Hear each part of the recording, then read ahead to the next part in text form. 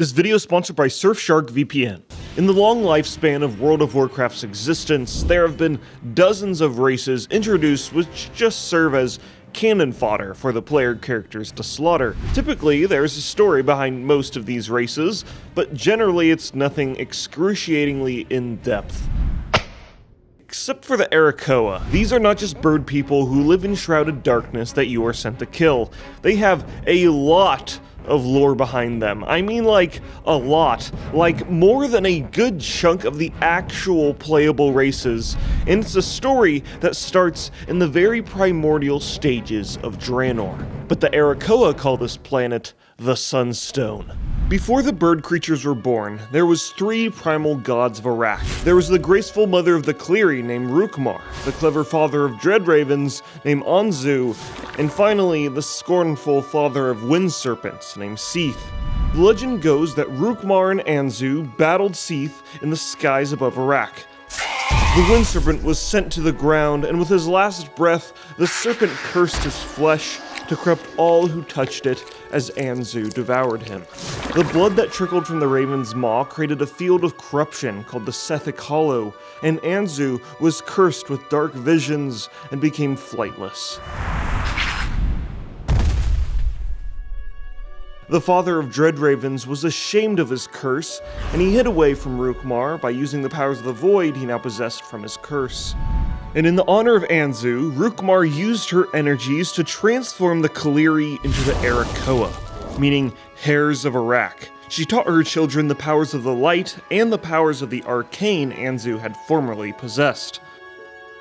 Rukmar then died, and in her honor, the Arakkoa built a wondrous empire and called themselves the Apexis. Two of the main factions within the empire were the Anhar, who studied holy magic, and the Skalax, who studied the arcane and void from the corrupted pools of Sethic Hollow. 2,000 years before the Dark Portal, the elemental powers called the Primals and the Breakers constantly warred with each other. The Arakkoa generally ignored it until the Primals realized the bird people and their affinity for magic could threaten their existence.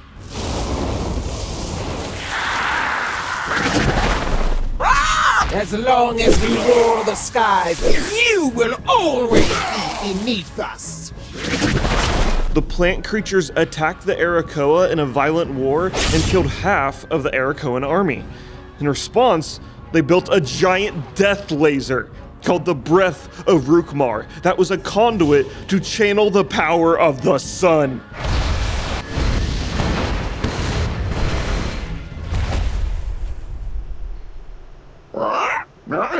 I didn't expect that to be over so quickly. After the war, and 1,500 years before the Dark Portal, the Arakkoa entered a golden age in their society. They developed the Apexi Crystals, powerful gems that you could simply touch to consume all of the knowledge contained in the jewel. With this magic, they could even transfer unique memories to one another.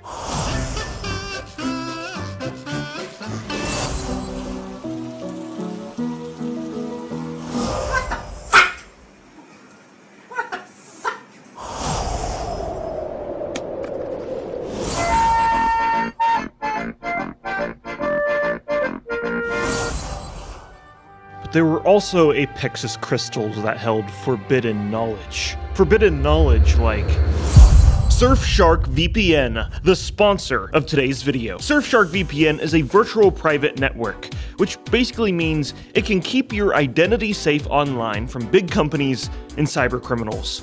This also includes keeping your data safe when using public Wi-Fi and protecting you from DDoS attacks. Not only this, but your device will be protected by a secure antivirus and be instantly alerted if any potential breaches ever even occur. It's like keeping your private information in a giant cartoon safe. Not only this, you can change your VPN server to practically anywhere in the world to bypass geo restrictions, so you can access content on streaming services that are locked behind specific countries. To start using Surfshark VPN and elevate your online security, use my code PLATINUM for an extra 3 months absolutely free. And if you don't like it, Surfshark offers a 30-day money-back guarantee, so there's really no risk in trying it out. Again, use my code PLATINUM for 3 extra months or check out the link down in the description. Thank you Surfshark VPN for sponsoring this video. Okay, let's go back to the Apexi Crystals. They use these crystals to power giant robots to do their bidding and collect resources on the forest floor. Because the Arakkoa had become so proud that walking on the ground was seen as unclean and barbaric. During this golden age, they even rebirthed their goddess Rukmar, but she was only at a small fraction of the power she once possessed. This renaissance didn't last for long. The fall of the Apexi Empire came when the Skalax and the Anhar feuded against each other. The sun-worshipping Anhar believed that they needed to hoard all of the knowledge contained in the Apexi Crystals, as their god was the one that was actually alive. Anzu was dead. Dead as hell. Well, as far as they knew. The Skalax slowly lost influence in their society until their wing was forced, and they struck the temple to take the crystals by force. This battle ultimately ended with the breath of Rukmar exploding, destroying the spires in the Apexi Empire in the process. After the destruction of the Empire, the Arakkoan groups spread across the land and took their Apexi crystals with them. 200 years later, after small Arakkoan groups have settled in obscure places and lived and eventually died, the Skalax Order of Arakkoa discovered a cache of Apexi crystals located in northwestern Talador. The only problem was, the place was occupied by the Ogron and their ogre slaves. The Avian leader Yanzi hatched a brilliant plan. Teach the ogres how to wield arcane magic so that they could kill their masters, and the Arakkoa can just sneak in and claim their crystals. One of the first ogres to master the powers of magic was Gog, who they thought would be a perfect leader to incite the rebellion. But Gog surpassed their expectations, and he didn't attack the Ogron. He attacked the Gron, the higher species who were viewed as gods amongst their culture. With Gog's leadership, they were able to overthrow their masters and create the Empire of Goria.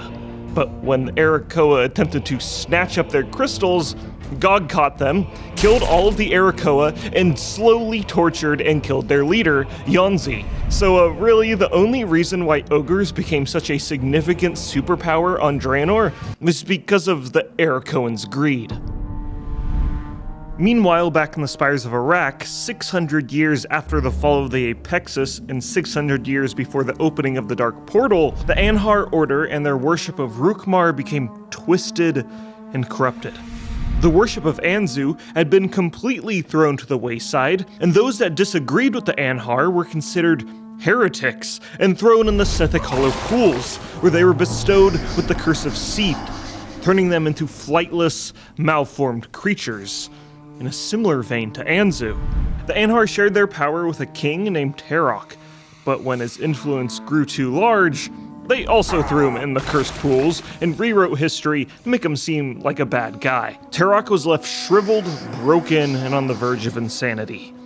It was his lowest moment, and that is when Anzu reached out to him. He taught him and his cursed citizens the ways of shadow magic to fend off their insanity, and bestowed him with the Eye of Anzu in order to contact the shadowy god. Tarok became the leader of the cursed civilization called the Arakkoa Outcasts, and helped build the city of Skedis amongst the Apexi ruins. Meanwhile, the pure Arakkoa renamed themselves to the Adherents of Rukmar in the city of Skyreach. The Adherents villainized the freaks they had created, and a war between the Outcasts and the Adherents broke out. Again. Look, if the Arakkoa love two things, it's shiny objects and killing each other, okay? Meanwhile, during the war, Tarok's health declined, and Anzu's influence only delayed his insanity. He abandoned his outcasts and desperately started sacrificing his own people in search for a cure. In response, the Talon priest sealed him away, hoping that his insanity would kind of just, go away. And with his imprisonment, the Eye of Anzu went with him, cutting off contact from the god who had saved them. And in his place, the outcasts started worshipping Seath. And then they started worshipping an unnamed old god. Wait, what? Yeah, I know, totally out of left field, and this old god pretty much has no established lore. whatsoever. And the only Arakkoa we know today who still worship Anzu are the Grishna in Blade's Edge Mountains, and are pretty much hated by all of the other Arakkoa. The Outcasts and the Adherents continued to war against each other until a much larger and rapidly expanding empire swelled over Draenor.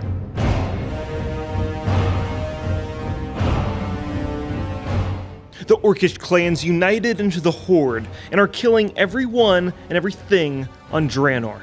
Kargath led the Shattered Hand, Burning Blade, and Dragon Maw clans and attempted to attack the High Arakkoa, but were stopped by their advanced Apexis weaponry.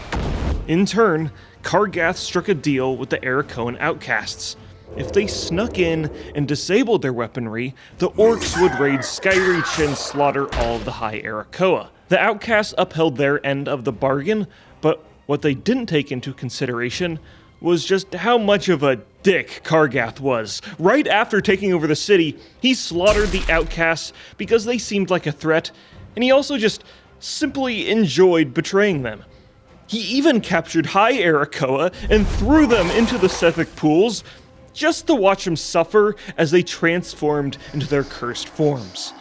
This was an unprecedented massive blow to the Arakkoa, and it only got worse from there. Power-hungry orcs then tore the world apart with their magics and transformed Draenor into Outland. This destroyed the Spires of Arak, it destroyed Rukmar, and the bloodied pools of Seath. In fact, the only Arakkoa that remained were the ones holed up in Skedis, Auchindoun, and other random outposts dotted around the planet. Flash forward to the Burning Crusade expansion, and the players enter Outland. In Terakar Forest, named after Lord Terok, his followers have been driven to madness, which means it's morally okay to kill them. And then also they're stealing orphans. So, I guess that's a good excuse too. The Skedis cult are also working on summoning Terok at the perfect moment when the stars are aligned. But player characters summon him prematurely and kill him.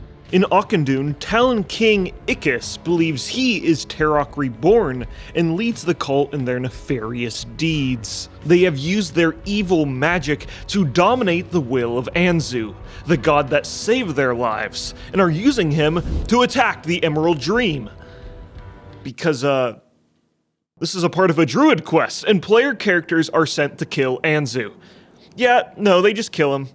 This god of legend that has lived in darkness for thousands of years is killed by 5 clown suit wearing idiots. And if you're lucky, you can get him as a mount. Yeah, this is an awkward ending to this lore because TBC was written before a lot of this foundational lore was ever written, because that was made in Warlords of Draenor 7 years later.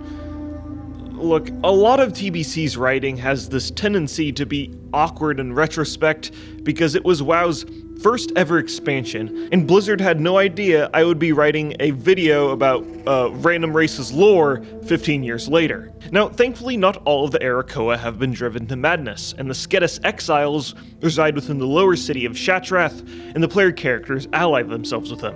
And yep, that's pretty much all the Arakkoa lore in a nutshell. Now, unfortunately, since their introduction in the Burning Crusade and the continuation of their lore in the Warlords of Draenor, the Arakkoa have been entirely absent from all of Warcraft's story, which makes the giant chunk of their lore even more surprising. Like, what other random world-building mob that you kill has, like, 4 wars worth of lore and then some?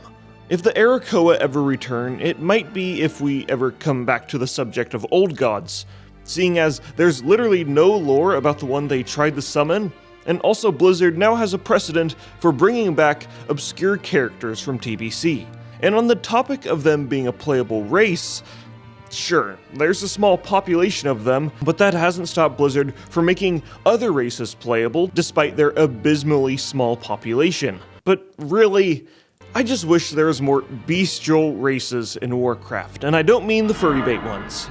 I want to play like an actual gross horror movie monstrosity monster person who lacks humanoid features. Something, that could be feared rather than fawned over. But Then again, who am I kidding? I'm sure someone in the comments wants to fuck this thing. Don't forget to check out Surfshark VPN down in the description.